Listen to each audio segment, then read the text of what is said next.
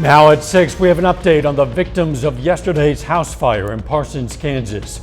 Plus, the city of Joplin steps up its efforts in the fight against a summertime pest. And Mercy Cancer Center hosts a throwback-themed picnic for cancer survivors. The 4 states' most watched news starts now. Parsons, Kansas authorities applaud the efforts of Good Samaritans who helped rescue a family from a house fire. This is KOAM News at 6. I'm Dow Quick.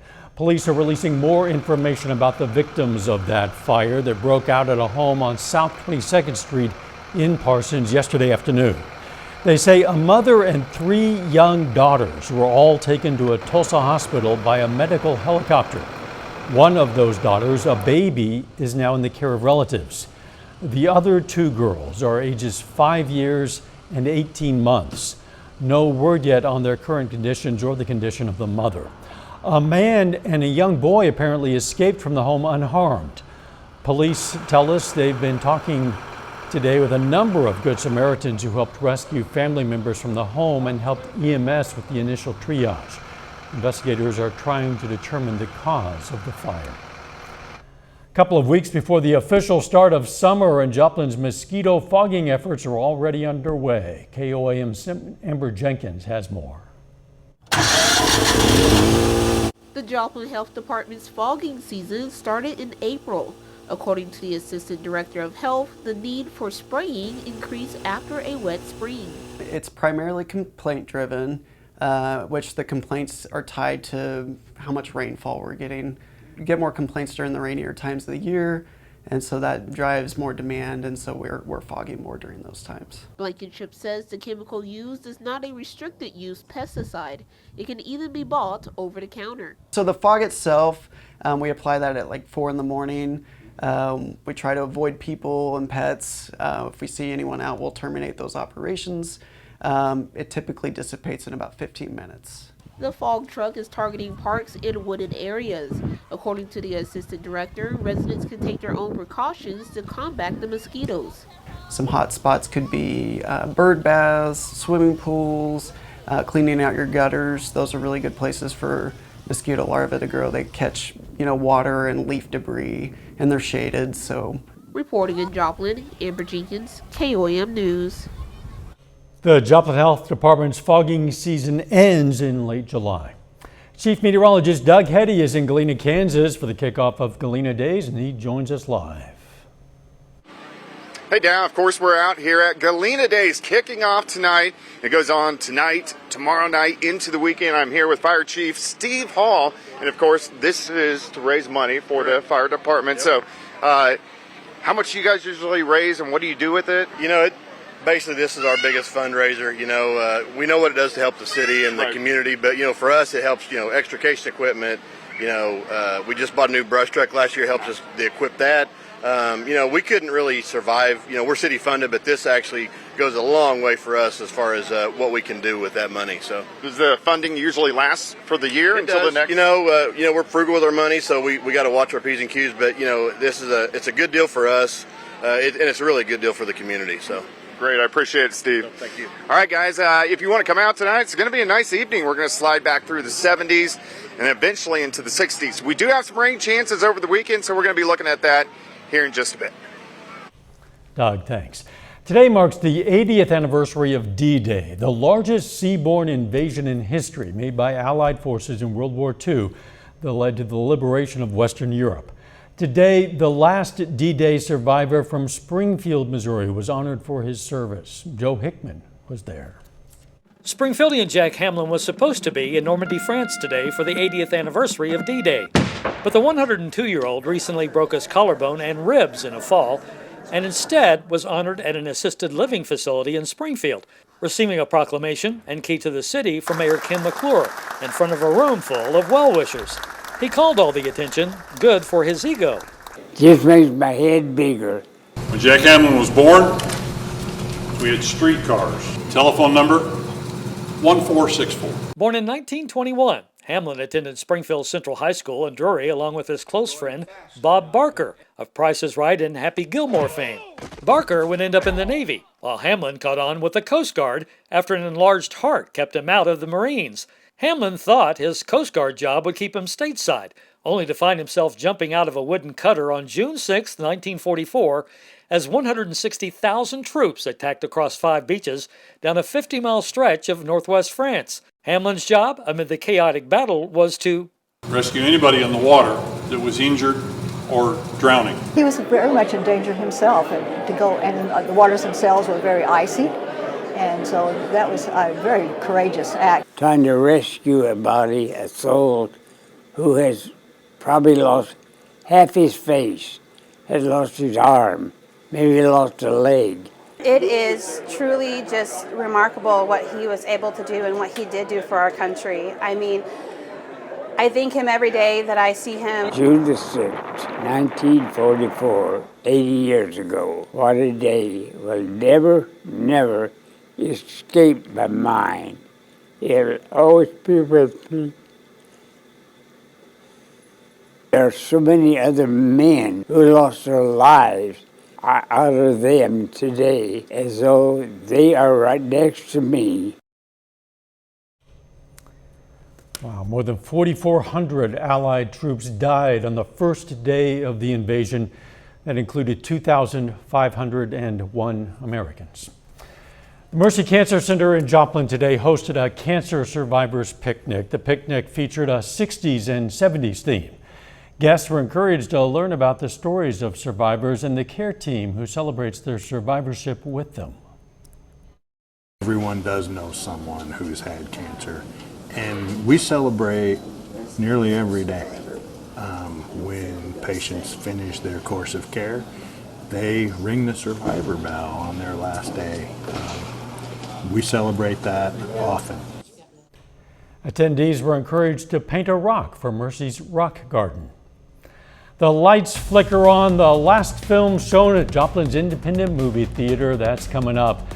And the 4-State celebrates a couple of movie spots on this National Drive-In Movie Day.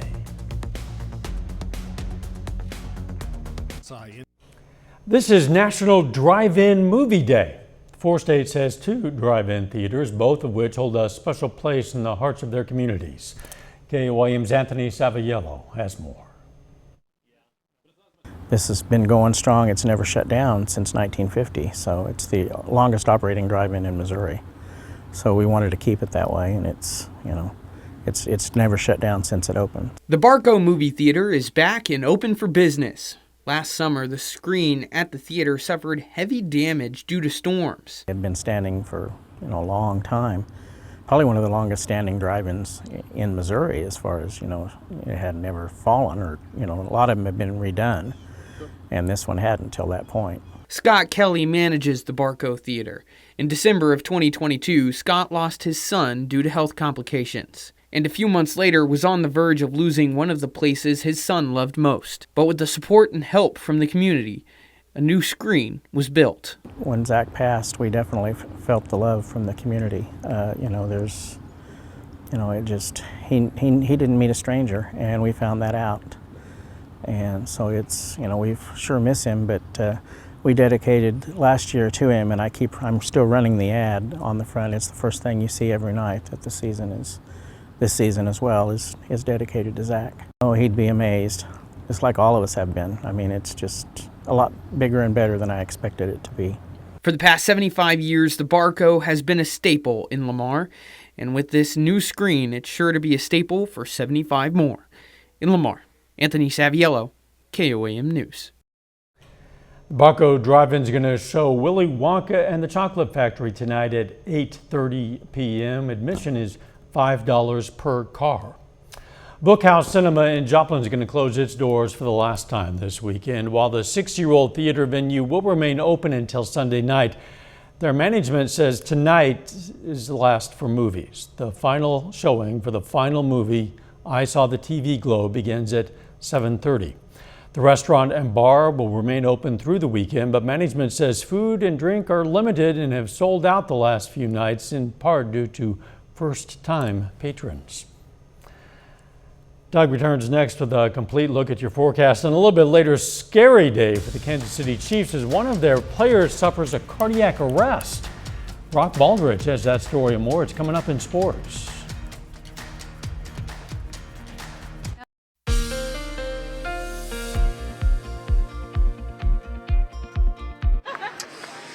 Hey guys, well, of course, we are kicking off Galena Days tonight. So, of course, Thursday, Friday, into Saturday. You can see behind me we have tons of food trucks going on. There's a carnival going on. It's hot outside. Temperatures are mainly sitting into the mid-80s right now, but it's actually going to get a little bit hotter as we go into Friday. But thankfully, as we go into the next couple days, any chances for thunderstorms are mainly going to be during the overnight hours for us as we go into tomorrow night and then, of course, into the next few days. But tomorrow we're going to be into the mid-80s for highs. We're going to have a chance for thunderstorms tomorrow night. And then Saturday, we'll have thunderstorms early in the morning. Thunderstorms again, some could be strong to severe as we go into Saturday night. A lot of people out here, we don't have internet, so that's all I can show you, Dow, so I apologize for that. But we'll have the latest tonight, 9 and 10. Well, sometimes technology lets us down. You never do, though, Doug. We'll check back with you a little bit later. We'll see if we can get that working.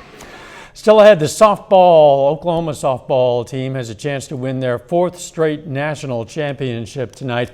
And a pair of Pitt State track and field coaches received national honors. Brock Baldridge has that story and more.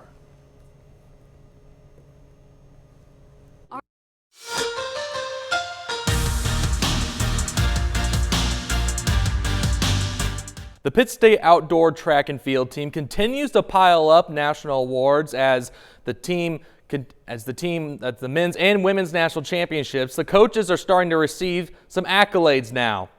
Head coach Kyle Rutledge was named the Coach of the Year by the U.S. Track and Field Cross Country Coaches Association. Rutledge led the Gorilla men to their 3rd straight national title 2 weeks ago. He also led the women to their first outdoor national championship for the first time since 2016. And speaking of the women's team, his assistant Jesse Miller was named the Assistant Women's Coach of the Year.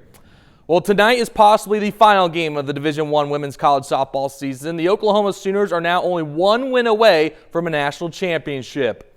We're on the horizon of a four-peat. The Oklahoma Sooners look to close things out against the Texas Longhorns. UT will try to force a Game 3 with a win tonight. This game is scheduled to begin at 7 p.m. Should be a good one.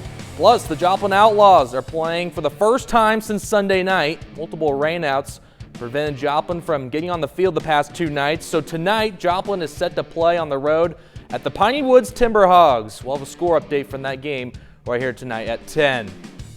Royals at Guardians this afternoon, taking on first place Cleveland in the 3rd inning. Jose Ramirez, so dangerous at the plate. He makes the Royals pay with a solo home run to give the Guardians a 2-1 lead. So we go to the 6th inning now. Kyle Isbell hits a grounder to Josh Naylor. The throw is on time, but MJ Melendez jumps over the tag and he's ruled out. But the Royals challenge the play. After a review, you can see Melendez get his hand in there just in time, and he is now ruled safe. The call is overturned, so now we are tied 3-3. We go to the top of the 8th inning now. Same score as Kyle Isbell comes up to the plate. Clutch RBI single to give the Royals a 4-3 lead. Kansas City gets a much-needed win. Royals beat Cleveland 4-3. An NFL update. Scary situation for the Kansas City Chiefs as defensive lineman B.J. Thompson experienced a cardiac arrest during a team meeting on Thursday morning. Thompson was taken to the hospital and is currently in stable condition. The 27-year-old Thompson was a 2023 5th-round draft pick of the Chiefs out of Stephen F. Austin University. Well, the week is here. We finally get here to the NBA Finals as the Boston Celtics are set to face the Dallas Mavericks for Game 1 of the Finals. Game 1 takes place at TD Garden in Boston, Massachusetts. The Mavericks are making their first Finals appearance since 2011. Boston will look to win their first title for the first time since 2008. Well, the score update from Game 1 of the Finals right here tonight at 10. Well, speaking of the Finals, a free throw could earn you a burrito during the NBA Finals. Chipotle, yes, they are giving away free burritos to whenever a player from the Celtics or the Mavericks makes 2 free throws in a row. When both shots are made, Chipotle will post a code on their X account, formerly Twitter. Just text that code to 888-222, and that will score customers a free regular price item. So obviously nothing says NBA Finals like free burritos, but also it's important for the kids to, well, make your free throws because you never know when free food could come along. Yeah, it will pay off someday, maybe with a whole bunch of burritos. They might be giving away a bunch. You know what? Yeah, absolutely, yeah. We'll be right back. Here's a look at what's coming up on KOAM News at 9 on Fox 14. The city of Joplin gives residents a look at plans for the future Dover outdoor recreation area. Plus, how a new study aims to expand options for veterans to receive service dogs, and what a new survey shows about the preparedness of graduating high school seniors to work with artificial intelligence. Those stories, a lot more. It's coming up tonight. KOAM News at 9 on Fox 14. Could the Kansas City Chiefs leave the state of Missouri? Possibly yes, if lawmakers in Kansas have it their way. They're working on a plan to lure the Super Bowl champions across the state line. Missouri lawmakers are now demanding that the governor call a special session to counter the Kansas plan. Joe McClain reports. We can't just sit idly by and just allow Kansas to steal our Kansas City Chiefs right in front of us. Kansas City area Democrat Mark Sharp says he thinks Missouri needs to put up a fight, urging Governor Mike Parson to call a special session this summer to swat down efforts by Kansas lawmakers to make the Kansas City Chiefs a better offer. We have to be aggressive, and we have to be as aggressive as the Kansas legislature is currently. I think it just serves as a reminder that these are great assets for any state to have, and that other states are willing to compete for them. House Majority Leader John Patterson, who represents the Lee Summit area, said he doesn't think a special session is needed, but says the state will have to make an effort to keep the Chiefs in Missouri. I think it's best to take a measured approach, make sure that we have a plan, but certainly this is going to be something that is going to require that the state to help out to keep these teams. But I don't think we should rush into anything and make sure that we're doing the best thing for the taxpayers. A spokesperson for the governor released a statement in part saying, quote, Governor Parson will do what he can to keep the Chiefs in Missouri. The Chiefs are Missouri's team, and Governor Parson continues conversations with the team's leadership to ensure that remains. House Democratic Whip Ashley Auney also represents the KC area and says while a move to Kansas may allow the team to keep large parts of its local fan base, the real impact would be felt in state revenues. The implications of losing the incredible tax revenue and PR that the Chiefs have given to our state over the last several years, it would be devastating to our state. And I genuinely hope that whoever is our next governor takes that into consideration. The team's current lease doesn't expire until 2031, but the Chiefs have previously said any decision about their future needs to be made well before then. A spokesperson for the Chiefs declined to comment. If the Chiefs were to leave Missouri, it would be the second time an NFL team left the state in the last decade. You might recall in 2015, the Rams returned to Los Angeles after a 20-year stay in St. Louis. Because of technical problems, we can't get a final weather wrap from Doug, but you can get the weather update anytime on KOAMNewsNow.com and also through our weather app. And Doug will be back here at 9 and 10. In the meantime, how about a final sports note? Yeah, we mentioned Kyle Rutledge and Jesse Miller getting the Coach of the Year's honors, but in Missouri Southern men's track and field, Brian Allen named the Assistant Coach of the Year for the Lions, so congratulations to him. Absolutely. Thanks for joining us. We'll see you right back here at 10. Let's make it a great evening.